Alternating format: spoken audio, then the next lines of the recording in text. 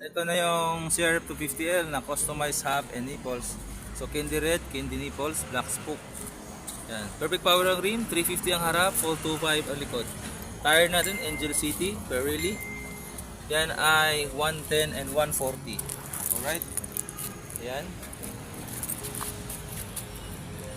O yan. Ang pito natin stainless. Yan ang rim natin. Alloy, no?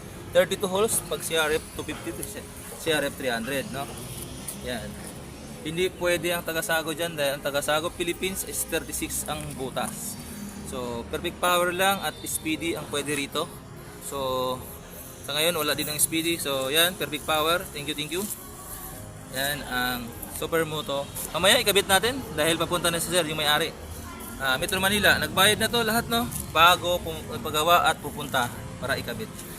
Alright, thank you, thank you. Payment first, ha? Walang COD, palit check.